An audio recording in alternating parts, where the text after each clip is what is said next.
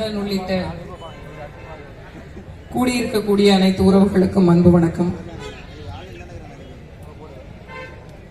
தமிழ்நாட்டு அரசியல்ல இடைத்தேர்தல் என்றாலே இது ஒரு திருவிழா போல, எங்கு பார்த்தாலும் பணங்களாக கொட்டி கிடக்கின்ற ஒரு பெரிய நிகழ்வு போல, கொண்டாட்டங்கள் போல இந்த தேர்தலை மக்கள் அணுகிறத நாங்க பார்க்கிறோம். தேடி தேடி அலைகிறோம், எங்கேயாச்சும் ஒரு 10 பேர் இருப்பாங்களா அப்படின்னு. நமக்கான மொத்த வேலையும் திமுக தானே செய்யுது. அவங்க கூட்டி வச்சிருப்பாங்க, நம்ம போய் பேசிடுவோம். அவங்க கூட்டி வச்சிருப்பாங்க, நாங்க போய் பேசிடுவோம். வேற வழி இல்லை பாருங்க. ஊருக்கு ஊரு, எங்க ஊர்ல எல்லாம் பாத்தீங்கன்னா சாவு விழுந்த ஒரு 15 நாள் ஒரு கொட்டாயை போட்டு உட்காந்துருப்பாங்க. 3 சீட் விளையாண்டுக்கிட்டு நல்லனா அந்த ரம்மி கிம்மி விளையாண்டுக்கிட்டு உட்காந்துட்டு இருப்பாங்க 15 நாள் வரைக்கும். ஏன்னா அந்த இறந்து போனவங்க வீடு வந்து ரொம்ப யாருமே இல்லாதவங்க அப்படின்னு ஆயிடக்கூடாது, அதனால நாங்கெல்லாம் இருக்கிறோம் அப்படின்னு உட்கார்ந்துருப்பாங்க. அதாவது பரவாயில்ல, அது உறவுகளை நம்ம காட்டிக் கொள்வதற்கு, உணர்வுகளை பகிர்ந்து கொள்வதற்கு அந்த கொட்டாய் போட்டிருக்காங்க. இப்ப நமக்கு பகுதியில் போட்டிருக்காங்க பாருங்க. இந்த கொட்டாய்கள்லாம் உணர்வுகளை பகிர்ந்து கொள்வதற்கோ அல்லது உறவுகளை பற்றி பேசிக் கொள்வதற்கோ நாங்கள் இருக்கிறோம் என்ற நம்பிக்கைக்கோ இல்லை. அதிகபட்சம் 10ஆம் தேதி வரைக்கும் அந்த கொட்டாய் இருக்கும். அதற்கு பிறகு யாராவது அந்த பக்கம் வருவாங்களா அப்படின்னா வரமாட்டாங்க. யதார்த்தத்தை சிந்திச்சு பாருங்க. நான் பல தளங்கள்ல சொல்லிக்கிட்டு தான் இருக்கேன்.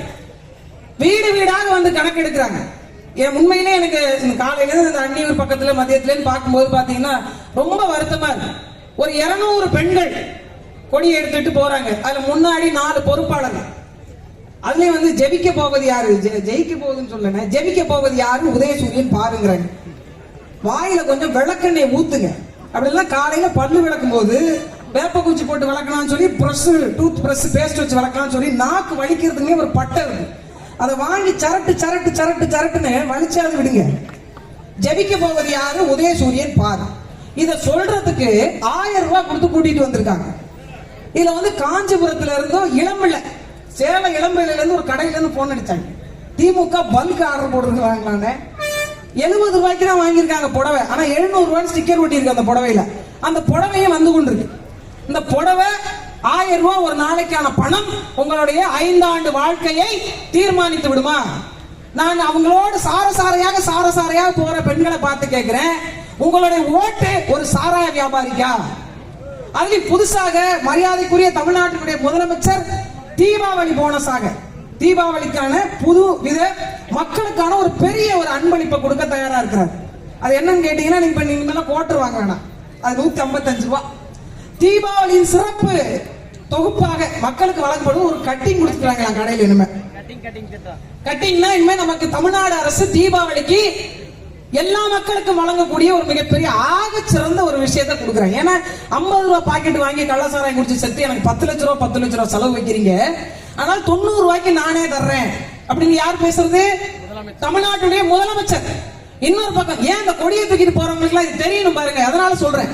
இன்னொரு பக்கம் ஐயா மரியாதைக்குரிய துரைமுருகன் அவர்கள் நீர்வளத்துறை அமைச்சரா இருக்கிறார்ல, அவர் ஒரு பக்கம் வந்து சொல்றாரு, ஏன் கள்ள சாராயத்தை குடிச்சாங்க தெரியுமா? சும்மா அப்படிலாம் கதை சொல்லாதீங்க, நாங்க ஊத்துற சாராயத்துல கிக்கு இல்லையா, டாஸ்மார்க்ல ஊத்துற சாராயத்துல கிக்கு குறைவாக இருப்பதினால் கள்ளச்சாராயத்தில் கூடுதலாக இருக்கிறது. எப்படி தெரியும் அவருக்கு? 2 லோட்டா உள்ள இறக்கி இருக்காரு போல தானே, எப்படி தெரியும் தானே? இதுல கிக்கு இருக்கு, இதுல கிக்கு இல்லன்னு எப்படி தெரியும்? குடிச்சு பார்த்தா தானே தெரியும். அப்ப ஒட்டுமொத்த சாராய வியாபாரிகள், ஒட்டுமொத்தமாக சாராயம் காட்சி விற்கக்கூடியவர்களுக்கு நாம் வாக்கு செலுத்தி வெல்ல வைத்த அதிகாரத்தை கொடுத்தது போக அவர்களுடைய கொடியை பிடித்துக் கொண்டு போகிறோம். 85-90 குடும்பத்துக்கு மேல கள்ளக்குறிச்சியில பாதிக்கப்பட்டது இல்லையா, அவங்க வைத்தறிச்சல் தான் அந்த கொடியா வருது, அந்த உதயசூரியன் படமா வருது. உங்க வீடுகள் எல்லாம் வரைஞ்சிருக்குல்ல, இது பல பெண்களுடைய தாலி அறுத்த பணம் தான் உங்க வீட்டுல எல்லாம் வரைஞ்சிருக்கு. அதை எடுத்துட்டு போறாங்க. அன்னியூர் சிவா இருந்தா கூட எங்க மேல அவ்வளவு கோவம் வராதுன்னு சேர தூக்கிட்டு அடிக்க வர்றாங்க. நேத்து எனக்கு பெரிய சந்தேகம், இவர் யார்? அவருக்கு அங்காளி பங்காளியா? வாங்கின 500 ரூபாய்க்கு மேல பூராண்டாடுற மாதிரி 500 ரூபாய் வாங்கினா 500 ரூபாய்க்குள்ள பேசுங்க தம்பி, 1000 ரூபாய்க்கு எல்லாம் பேசாதீங்க. அது வந்து ஓவர் ஆக்டிங்னு ஒதுக்கி வச்சிருவாங்க. பிறகு ஓவர் ஆக்டிங் 500 ரூபாய்க்கு பேசுங்க, இல்ல அது ஒரு கோட்டருக்கு பேசுங்க, அது ஒரு கோழி பிரியாணி அளவுக்கு சத்துள்ளதா பேசுங்க. சேர தூக்கிட்டு அடிக்க வேண்டாம். அவங்க 8 பேர் இருந்தாங்க, நம்ம ஒரு 200 பேர் இருந்தோம். அப்படியே போய் உட்காந்துட்டாங்க. நீங்க சேர தூக்கிட்டு போற குரூப் வந்து எங்களுக்கு நல்லா தெரியும். ஏன்னா ஒண்ணு கூட்டத்துக்கு பணம் கொடுக்கலாம், சேராது மிச்சம் அப்படின்னு தூக்கிட்டு போற குரூப் எதுக்கு எடுத்தாலும் சேர தூக்குறது. ஒட்டுமொத்த ஒட்டுமொத்தமாக ஒரு சாராய கோஷ்டிகளுக்கு வாக்கு செலுத்தி அவங்களை வெல்ல வச்சதோடு மட்டும் இல்லாம என்ன பாலாரும் தேனாரும் கடந்த 3 ஆண்டு காலத்துல மரியாதைக்குரிய ஐயா புகழேந்தி அவர்கள் கொடுத்துட்டாரு. சரியா குடிநீர் வந்துருச்சா, நல்ல கல்வி கிடைச்சிருச்சா, தூய குடிநீர் கிடைச்சிருச்சா, நல்ல மருத்துவம் கிடைச்சிருச்சா? ஒன்னும் இல்ல. பெண்களுக்கு வேலை இல்ல, படித்தவர்களுக்கு வேலை இல்ல. விழுப்புரம் அந்த விக்கிரவாண்டி பகுதியில் இருக்கிற எல்லாரும் பாண்டிச்சேரி போய் தான் வேலை செஞ்சு பொழைக்கணும்னா இது என்ன மாதிரியான போக்கு? ஏன் தமிழன் அறத்தை மறந்து போனான்? உண்மையில் சொல்ல போனால் இந்த மண்ணு நிலை பெற்றிருப்பதற்கு அறம் காரணம் என்றால் 90 விழுக்காடு அந்த அறத்தை தூக்கி நிறுத்தியவன் தமிழன். எவ்வளவு பெரிய மாண்புக்குரியவன். பஞ்சாப்ல போய் பாருங்க, பஞ்சாபிய அந்த ஊர்ல எல்லாம் பிச்சைக்காரர்களே இருக்க மாட்டாங்க அப்படின்னு சொல்லுவாங்க. என்ன காரணம்னா உழைப்பின் மீது அவன் கொண்ட பற்று. அதோடு மட்டுமல்ல, அவனுடைய கலை, அவனுடைய வீரம், அவனுடைய பண்பாடு, அவனுடைய உணவு எல்லாமே அடுத்தடுத்த தலைமுறைக்கு கடத்தப்பட்டு கொண்டே இருக்குது. ஆனா ஒரு முல்லை கொடிக்கு தேர கொடுத்தவன், மயிலுக்கு போர்வை கொடுத்தவன், ஒரு அரண்மனை வாயில ஒரு மாடு வந்து தன்னுடைய கன்றை கொன்று விட்டார் உன்னுடைய மகன் என்று ஒரு மணி இசைக்கிறதுக்காக பெற்ற மகனே, ஒத்த மகனே கொன்று குவிச்ச ஒரு தமிழ் மக்களுடைய வாரிசுகள் தான். ஒரு கோட்டுக்கு போறது 150 ரூபாய் காசு கொடுக்கல, 150 ரூபாய் காசு கொடுக்கல அப்படின்னு சொல்லிட்டு பெத்த தாயை கத்தியால குத்தி கொன்ன மக்களாக நாம் மாறி போனவே. எங்கிருந்து இந்த அறத்தினுடைய மாற்றம் வந்தது? படிக்கிற புள்ள பையில கஞ்சா பட்டலத்தை தேடக்கூடிய இந்த அவல நிலை எங்கிருந்து வந்தது? இந்த ஆட்சியாளர்கள் கொடுத்தது தானே.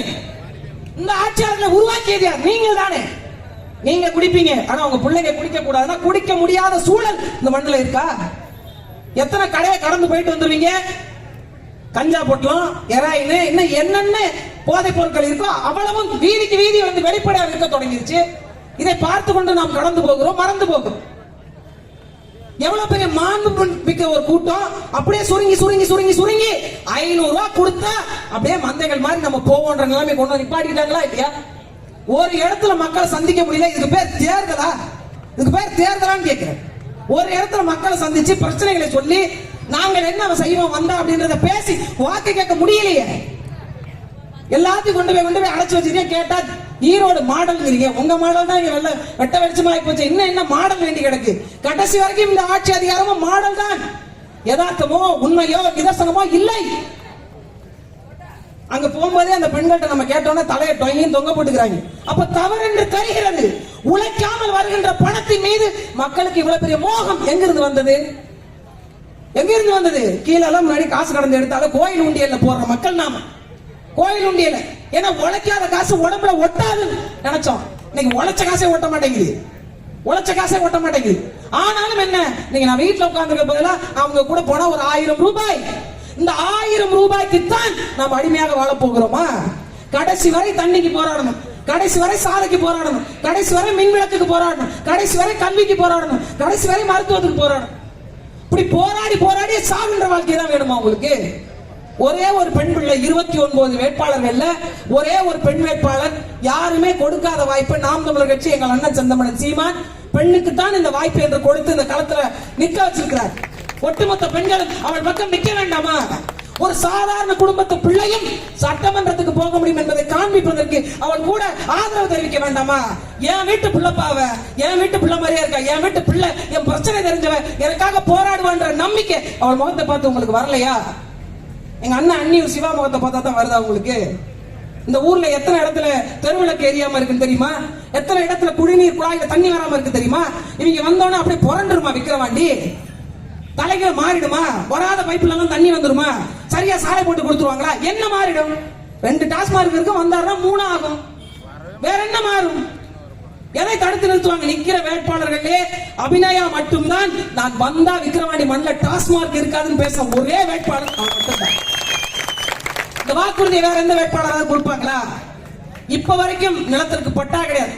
வருமான வரி சான்றிதழ் வாங்க போனாலும் சரி, உங்களுக்கு என்ன மாதிரியான சான்றிதழ் வாங்க போனாலும் சரி, பணம் கொடுத்துத்தான், லஞ்சம் கொடுத்துத்தான் பெறணும். ஒட்டுமொத்தமாக நாம் வாழ்ந்து கொண்டிருக்க வாழ்க்கையை பத்தி ஒரு கணம் சிந்திச்சு பாரு. எப்படிப்பட்ட வாழ்க்கையை வாழ்றோம்? இதுக்கு பேர் ஜனநாயகம் வேற, இதுக்கு தேர்தல் வேற. இல்ல நடந்து போகும்போது நாங்க பேசுற வேற கூடாது. பேசினா அதுக்கு ஒரு சண்டை, அதற்கு மோசமான வார்த்தைகள். அப்படி பேசுறாங்க திமுக காரங்க. அணிவகுத்து போறாங்க, கூட்டிட்டு போறாங்கல்ல, கூட போற நமக்கு ஒரு மனசாட்சி வேண்டாம்? என்ன போய் சொல்லுவீங்க? ஐயா ஸ்டாலின் என்ன செஞ்சாரு? பேருந்தில் பெண்களுக்கு இலவசம் அப்படின்னு நம்மளா நினைச்சுக்கிட்டோம்.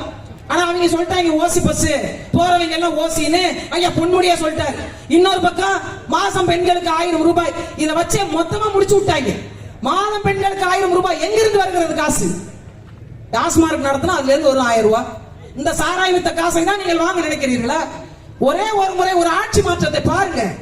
நாங்கள் 14 ஆண்டு காலம் பேசுறோம்ல, என்ன பேசுறாங்க இந்த பிள்ளைங்க வந்தா என்ன செய்வாங்கன்னு பாப்போமாவது. இந்த 2 ஆண்டை கொடுத்து பாருங்க. இந்த 2 ஆண்டுல எத்தனை விடயங்களை செய்து முடிக்க முடியும்னு எங்க வேட்பாளர் காமிப்பாங்க பாருங்க. மாற்றம் தான் மானுட குலத்தினுடைய மிகப்பெரிய ஒரு தத்துவம் சொல்றாங்க. அப்ப அந்த மாற்றத்திற்கான பெரும் விதையாக விக்கிரவாண்டி மண்ணில் நேர்மையும் உண்மையும் வென்றது என்றது போல வருகின்ற தேர்தல்ல வாக்கு பெட்டியில வரிசை எண் 2ல இருக்கக்கூடிய மைக்கு சின்னத்தை ஒரே ஒரு முறை தொட்டு விட்டு வாங்க. இந்த நிலத்தை வளத்தை பாதுகாத்து அடுத்த தலைமுறைக்கு கொடுக்க வேண்டிய ஒரு ஆக முக்கியத்துவம் வாய்ந்த கொள்கைகளை ஏற்று நிற்கக்கூடிய நாம் தமிழர் கட்சி மட்டுமல்ல, தமிழர் நாட்டில் தமிழருடைய ஆட்சி மலர்வதற்கான தமிழ் தேசியத்தினுடைய வெற்றியாக விக்கிரவாண்டி மண்ணினுடைய வெற்றி அமையட்டும்.